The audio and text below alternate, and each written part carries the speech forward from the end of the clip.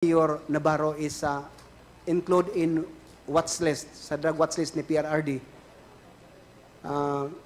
Tumawag sa akin personally si Chief PNP Bato de la Rosa at saka si Senator Bongo mismo na nag-declared kay Mayor Navarro.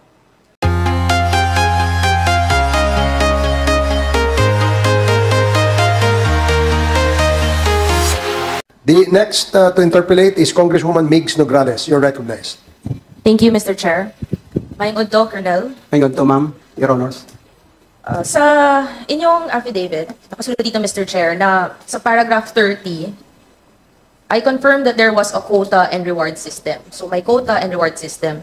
Ano po itong quota and quota system at ang reward system, Mr. Chair? Dalawa yon, Your Honor, Your Honors, Mr. Chair. Pagkuta at saka reward. Sa akin naman, we implemented in accordance with the law, Your Honors. Ang kuta, bawat araw dapat ang pulis may matukhang yung knock and play. Puntahan yung mga nasa list para pasurindirin sa police station para sila marehab or voluntarily. Ang reward naman, it's very obvious for my assignment, Your Honor, Mr. Chair, na lahat ng mga operation through bypass operation, search warrant, implementation, may reward system yung mga local official. Ano ko, Your Honor, Mr. Chair, ang Usamis na nagbigay si Mayor Paruhinog ng 100,000 bawat accomplishment ng bypass operation. So nakatanggap kami ng 600,000. No? Mga lalaki yon na mga pusher sa Usamis. So yun ang pag-intindi ko. The other quota naman at saka yung reward system, alam ng mga pulis lahat yun, Your Honor, Mr. Chair, na patayin, may reward. Kung mamatay yung nasa watchlist, may reward system yon ang ibigay. Your Honor, Mr. Chair, maski may kasalanan yun o wala, may ginawa na totoong nabaybas o wala, yun ang pag-intindi ko sa dalawang klase ng reward at saka quota, Your Honors. Mr. Chair, para lang maklaro, so yung quota system, merong nag-a-identify ng mga tao, tama? Yes, Your Honor. Etong quota, kanino galing ang listahan para ma-hit ang quota?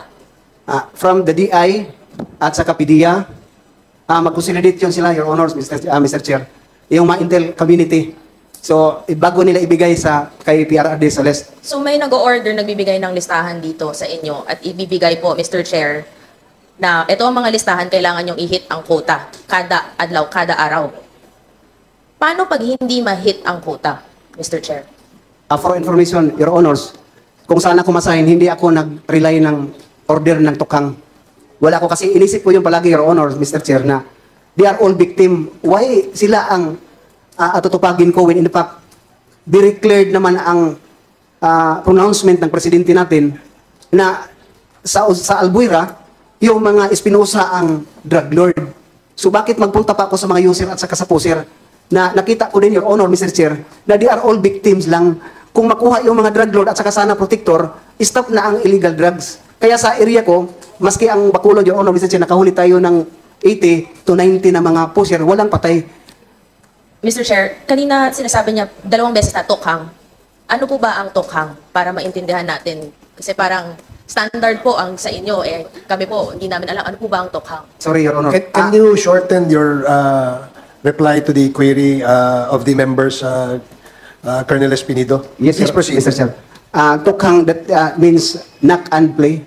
Parang inak mo yung bahay, tapos ito din sa quota po, Mr. Chair. So yung quota na sinabi niyo sa affidavit niyo na may 50 to 100 per day, sinabi niyo din po dito na pupunta kayo kasi yung, alam niyo, sa paragraph 30, we had to knock on the doors of 50 to 100 households suspected of drug use or pushing. Ito ang operation na tinatawag niyong tokhang sa loob. Yes, Your So Honor. kakatok kayo, tapos ano po yung proseso nito, Mr. Chair?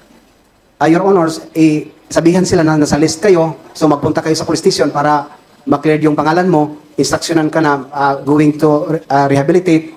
Yun ang instruction sa... So, kayo po ang pupunta sa bahay, kakatok, ano to, in the guise of voluntary surrender or kukunin, pupunta sa estasyon? Voluntary surrender, Your Honors. Tapos, hindi dadaan to ng korte, Mr. Chair? Diretsong rehab? Hindi, Your Honors. Tama po ba ang proseso na to? Ako kasi, abogado ko, alam ko dapat may due process dito pag may mga nahuhuling ganito. Sa akin, Your Honors, kasi alam nyo naman yung mga junior officer, they are all obedient sa instruction pamtaas. may legal counsel kami, mga pulis, na akala namin yung pagdating sa baba, talagang hinimas na yun na maging legal ang trabaho. But again and again, sinabi ko sa akin stasyon, hindi ako nag-implement ng tokhang. So, pero standard na to sa iba. Kung hindi sa inyo, alam nyo po, standard to ng alam ng iba na ang operation na to, kakatok, kukunin, rehab, walang dadaan na ibang proseso, kayo ang magde-determine po nito. Yes, Your Honor, standard yan. Na may nag-o-order galing sa higher ups. Yes, Your Honor. And then, itong reward system naman, sinabi po, Mr. Chair, na under an operation, nakukuha ang reward. Right after sa accomplishment, Your Honors. Ano ang accomplishment? Ano ang meaning ng accomplishment? Ano ang goal? Sa akin, sa stasyon, yung nahuli mo, na bypass, din na implement mo yung search warrant, na failan mo ng complaint yung mga subject, suspected person. So, may buy-bust operations, may search warrant. Dun sa affidavit nyo, mga 2 beses kasi na nangyari dito sa yung sa Albuera, may search warrant. Pumasok, Mr. Chair, sila with the search warrant on illegal possession of firearms. Tapos, yung nag-search, biglang namatay itong si Mayor Espinosa. Sa Ozamis din, itong mataas na syndicate na drug lord na si Parahinog, pumasok din na may search warrant through the guise of illegal possession of firearms. O pagpasok, namatay din po. Itong pagkukuha ng search warrant, sa alam ko po kasi, di ba pupunta po kayo sa judge, at pagpunta kayo sa judge, may witness yan, at i-present para mag-grant ang search warrant. Pero parang sinasabi po, Mr. Chair, na itong search warrant kasama sa operations ng reward system. So may formula po ba to para mag-grant agad ang search warrant on the guise of illegal firearms? Papasok, may makikita, tapos may mamamatay? Hindi naman, Your Honor, Mr. Chair. Ang kaugalian, for my experience, pag makita ng judge naman na may probable yung witnesses, deponent, na talagang nandyan may illegal items sa area, sa kung saan naka-indicate yung search warrant, yung affidavit ng deponent at saka applicant na team leader, mag-release ng issue ng search warrant or warrant of arrest ang judge. Doon na, Your Honors, Mr. Chair, sa pag-implement mo na, kung ano mga pamaraan na naman ang gawin mo, as long as you are in accordance with the POP Standard Operating Procedure ng PNP, Your Honors. So itong search warrant, sinusundan naman. Yung mga witness na to, saan po galing? Ang sa Albuera, for your information, Your Honors, hindi ako ang applicant ng search warrant, ang province. Joint lang yon. Ang sa Usamis naman, hindi din ako ang applicant, ang CIDG. So ang CIDG ba ang pumapasok to search? Since sila naman ang applicant. Joint with us, Your Honor, Mr. Chair, bakit? Kami ang may alam sa area. Yung CIDG, nagpunta lang doon para mag-verify, validate, to confirm na mayroon talagang illegal yung isang subject person. Din sa pagpasok, Your Honor, Mr. Chair, because alam na ng lahat na fully armed ang grupo ni Paruhino. Itong reward system na to, naging standard to throughout the country? Sa pagkakaalam ko, Your Honors, yes. Paano mo nalaman to? May mga kausap ka bang iba na ganito din? Pinag-uusapan nyo? Ano ang sistema nyo dyan? Ganito din ba sa inyo? Very known naman yun, Your Honors, Very known within... within the PNP. Okay. Standard siya. Hanggang ngayon ba? Alam nyo po ba kung... Hindi ko na alam, Your Honor, sa ngayon. Okay. Presente. Sorry, Your Honor. So, dito, no, nakasulat dito sa inyong affidavit, no, na kasama sa reward system na may mga LGUs na nagbibigay ng rewards. Tama po ba? Yes, Your Honors. And sinabi niyong legitimate naman ang pag-receive ng mga awards sa may voluntary surrender sa grupo nyo. Tama, dahil may LGUs. Paki-explain lang po, bakit kailangan Actually, itong reward system, bakit kailangan, Mr. Chair, ng reward system? Hindi po ba trabaho naman po talaga ng police na hulihin itong mga suspected or nahuhuli sa bypass operations? Bakit kailangan ng reward system? Bakit kailangan din ng LGU pumasok para magbigay ng mga awards na to? Rewards na to? Yes, Your Honors. Ang nangyari kasi sa police, magaling lang mag-take ng order, magbigay ng order, manghuli. Pero hindi magbigay ng allowance or financial to accomplish the mission, Your Honor, in which ang bypass hindi ka ganun kadali, Your Honor, na puntahan mo, hulihin mo. Dapat may pira yung gasolina ng motor, ng police mo, operatives.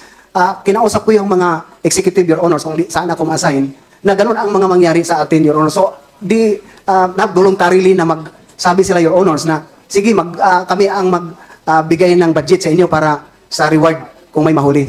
Itong reward, kasama, so kung ma-hit mo yung quota mo, may reward ka. Kung meron kang ma-eliminate, may reward ka. Iba-iba ang levels nito pag makuha mo ang mga, pag may ma-accomplish ka, iba-iba ang reward. Sa akin, Your Honors, manak mo lang, hindi kasali yun sa reward yung mapuntahan mo lang para katukin mo mag-surrender. Walang reward yan. Anong mangyayari kapag tumanggi ka? Yun na ang mangyari, Your Honors, i-relieve ka. So, ito po ba ang nangyari sa inyo? Dahil sabi nyo po, hindi nyo po ginagawa. Tumanggi ka po ba? Kaya Mr. Chair, nasa derogatory list ka, biglang nasa high-profile drug list ka. Bakit? Bakit ganon?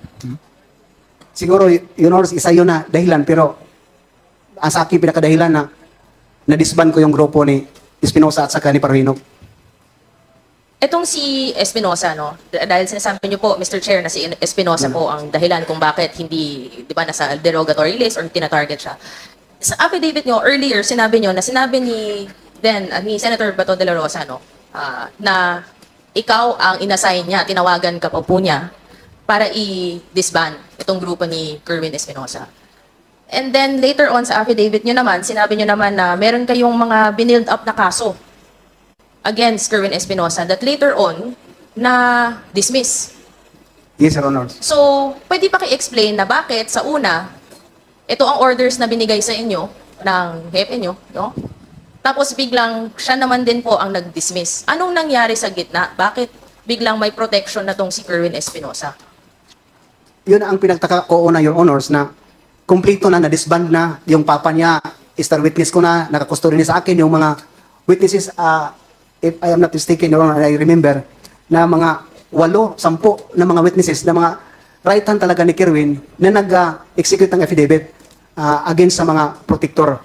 Pero, nakapagtaka naman sa akin, Your Honors, na hindi nila binigay sa akin si Kerwin, pagkatapos, just to confirm sana sa mga affidavit nila, na totoo yun. And yun na ang nangyari, na sa akin naman, na tinignan ko na, hindi na lang tayo umimik, Your Honors. Alam nyo, yung junior officer, hindi ka ganun ka-brave na sagutin yung CPNP. Bakit? So, kumbaga, Mr. Chair, parang may protection, may sistema din ng protection dito, Mr. Chair. Tama po ba, Colonel? Yes, Your Honors. So, may sistema ng reward, may sistema ng quota, may sistema din ng protection dito, Mr. Chair. Sa inyong affidavit, Colonel, nakasulat dito na may funding dito sa pagbibigay ng reward, dito sa sistema ng reward system. Isa sa mga sinabi nyo earlier, sabi nyo galing may LGU na nagbibigay ng reward. May isa po dito nakasulat na sa affidavit nyo sa STL or Small Town Lottery. Paano po nangyayari yon na ang STL ang nagpopondo sa pagbibigay ng reward system na ating na-establish earlier? Nakilala ko, Your Honors, si Mayor David Navarro, Mayor of Clarin, Misamis Occidental. Nung nangyari, Your Honor, na si Mayor Navarro is included in watch list, sa drug watch list ni PRRD. Tumawag sa akin personally si Chief PNP Bato de la Rosa at saka si Senator Bongo mismo na nag-cleared kay Mayor Navarro. Ang sabi nila, wag mo nang galawin si Mayor Navarro kasi cleared yan. Wala na yon. Ang sagot ko naman, Your Honors, Sorry, Mr. Chair, iklaro lang natin para malinaw. Itong Mayor Navarro nasa drug list, nasa watch list, Yes, na Your drug Honor. lord siya. yes, Your Honor. And pinigilan po kayo? Habulin? Sinabihan na ako, hindi ko alam bakit sinali ako na hindi ko man area ang Clarin. Sinabihan po kayo na wag niyong galawin. Yes, Your Honors. Itong Mayor Navarro na to na nasa watch list, kasama po ba siya sa mga nag-handle ng mga STL sa area niya? Yes, Your Honors. Kasama yun sa reward system. So, ibig sabihin siya nagpopondo sa reward system kahit na nasa drug list siya, nasa watch list siya. Probably, Your Honors. And may direct order kayong natanggap galing sa dalawang very known personalities. Mr. Chair, remind lang natin, naka-oath po si Colonel. Mabigat po ang mga lumalabas na pangalan dito. So, I would like to remind our resource person na talagang sana totoo po. Ito, lahat ang sinasabi niya dahil under oath po kayo. Yes, Your Sila Honors. mismo ang nagsabi, wag galawin kahit na alam nyo po nasa drug list, nasa watch list. Yes, Your Honors. Dahil po, kasama siya sa STL na pumapondo, kasama sa reward system. Yes, Your Honors.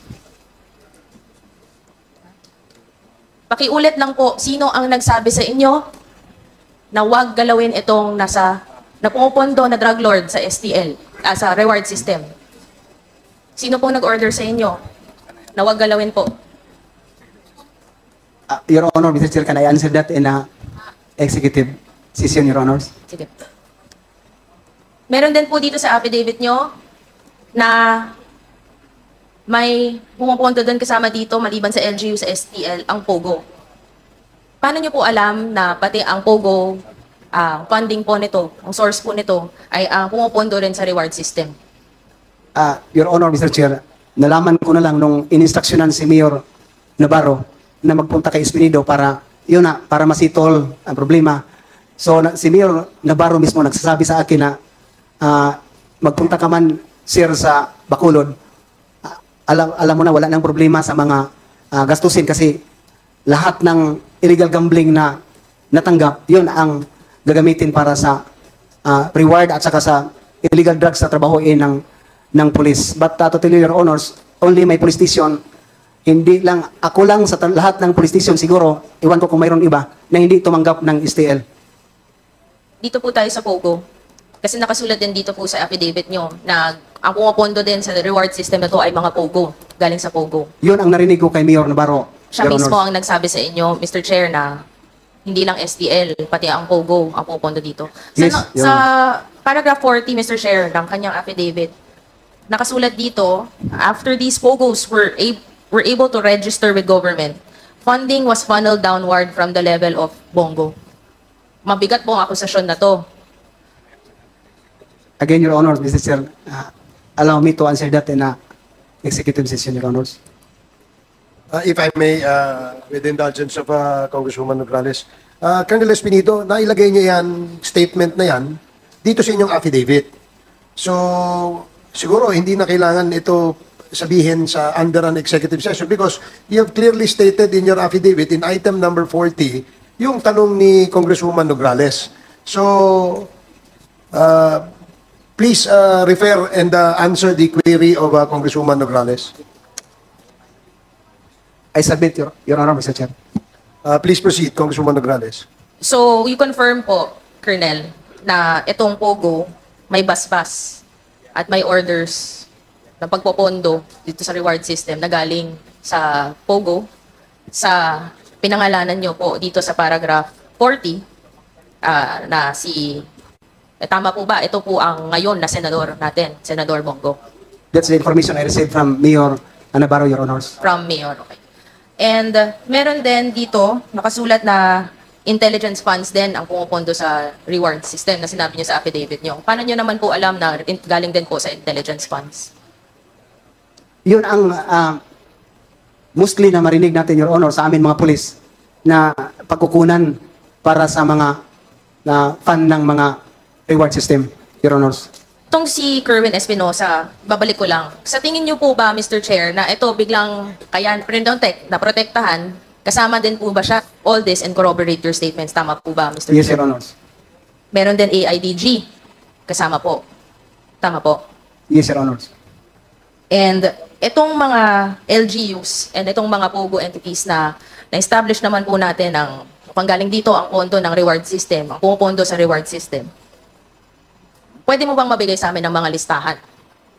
Mga entities siguro na alam nyo or mga LGUs din na alam nyo po? Your Honors, Mr. Chair, sorry for that because I don't have any document na ma-indicate lang yung mga pangalan nila. Just only an information as an chief of police and an officer of the PNP.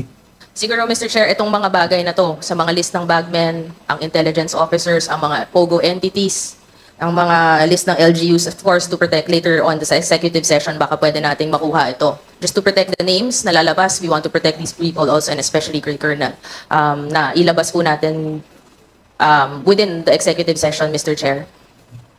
So, ito, no, tama, sa pagkaintindi ko po, meron talagang system of reward sa loob. At ang system of reward na to, ang pumupondo, ang LGU, ang STL, ang POGO, intelligence funds, at may nag-identify ng mga bagay-bagay na to. At mukhang ang nag-identify sa bagay-bagay na to, sinabi nyo naman sa paragraph 40, si Senator Bongo. Tama po ba ang pagkaintindi ko? The information that I have, Your Honor, Mr. Chair, sa paragraph 40, that is only the information came from Mayor Navarro. But to link Senator Bongo, na siya talaga ang galing sa kanya, I don't have, Your Honor, Mr. Chair. At ang sistema naman ng quota sa pagbibigay ng mga orders, no? Mukhang at mga protection, sistema ng pag-protect, mukhang may pinipili dito. Sino ang biglang magkakaroon ng search warrant at biglang pag-search mamamatay. At may sistema din na pinoprotektahan, parang katulad nitong ni Kerwin Espinosa na una hinahabol, ngayon pinoprotektahan. At may sistema ng quota, malamang galing to sa orders. May nag-order dito. At ang pinangalanan nyo naman, dito rin sa affidavit nyo, syempre, galing po to sa taas ang hepe nyo. At mukhang ito ang kanina tinanong ni Congressman Joel, no?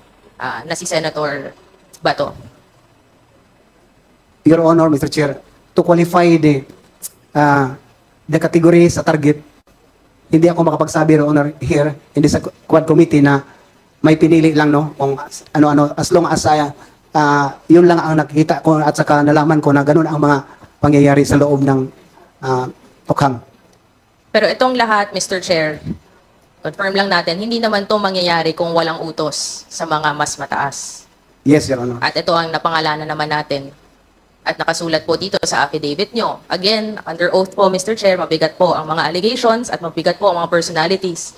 Pero you confirm na itong dalawang personalities na nakasulat sa affidavit nyo ay kasama dito sa buong sistema na ating na-establish po ngayon.